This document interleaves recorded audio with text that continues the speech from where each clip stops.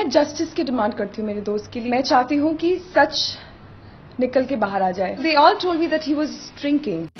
Justice for Sonica ক্রমে জোরালো হচ্ছে স্লোগান। বিক্রম মত্ত অবস্থায় গাড়ি চালাচ্ছিলেন কিনা এই নিয়েই এখন ধোঁয়াশা। দাবি পাল্টা দাবি। 5ই মে আত্মসমর্পণের পর জামিন পেয়ে গিয়েছেন বিক্রম চট্টোপাধ্যায়। এই পরিস্থিতিতে পুলিশ তদন্ত নিয়ে প্রশ্ন তুলছেন সনিকার ঘনিষ্ঠ বান্ধবীরা। I'm hopeful and I have full faith in my city's, government, police, everything. And I hope and I pray that they come out with the truth. Not just for Sonika, it could have happened to me. আমার সাথেও হতে পারতো। তাহলে কি কিছুই হতো না?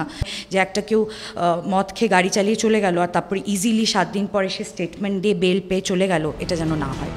যদিও পুলিশের বক্তব্য তদন্ত চলছে, ফরেনসিক রিপোর্ট এখনো হাতে আসেনি। কি ঘটেছিল জানার জন্য বিক্রমকে থানায় ডেকে পাঠানো হয়েছে। পার্টিতে উপস্থিত কয়েকজনের বয়ান রেকর্ড করা হয়েছে।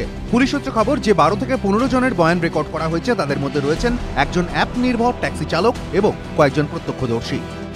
আমরা এখানে এসেছি একমাত্র সনিকা জাস্টিসের জন্য। অ্যাজ আ গার্ল, আজকে যদি সনিকা জাস্টিস পাই then we are safe as well. কালকে আমাদের সাথে ওই জিনিসটা হতে পারে আজকে যেটা সনিকার সাথে হয়েছে। যদি আমি আজকে কিছু দোষ করে থাকি, আমার সেই জায়গাটা থাকা উচিত যে আমি সেটা মানুষের কাছে সত্যটা নিয়ে আসব।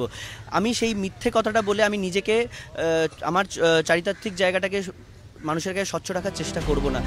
ঘটনার সময় গাড়ি চালাচ্ছিলেন বিক্রম। সনিকা ছিলেন বিক্রমের পাশের আসনে।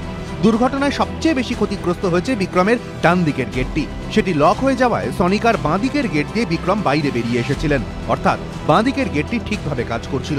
সেক্ষেত্রে বাঁ দিকে বসা সনিকার কিভাবে মৃত্যু হলো এবং ডান দিকে বসা বিক্রমের শুধু মাথায় চোট লাগলো তা নিয়ে রীতিমতো দ্বন্দ্বে তদন্তকারীরা। পুলিশ সূত্রে আরও দাবি, দুর্ঘটনার পর হাসপাতালে থাকাকালীন বিক্রম প্রথমে জানান সিট বেল্ট বাঁধা ছিল, যদিও পরে তিনি দাবি করেন এ ব্যাপারে তাঁর কিছু মনে নেই। পুলিশ সূত্রে দাবি, দুর্ঘটনার সময় বিক্রমের জুতো ও মোজাও খোলা ছিল। সেই সময় বিক্রম যে পোশাক পরেছিলেন তা ফরেনসিক পরীক্ষার জন্য পাঠানো হয়েছে। বৃহস্পতিবারের মধ্যে টালিগঞ্জ থানায় বিক্রমের হাজিরা দেওয়ার কথা। তার আইনজীবীরা জানিয়েছেন বুধবার থানায় যেতে পারেন অভিনেতা। আবির দত্ত, এবিপি আনন্দ, কলকাতা।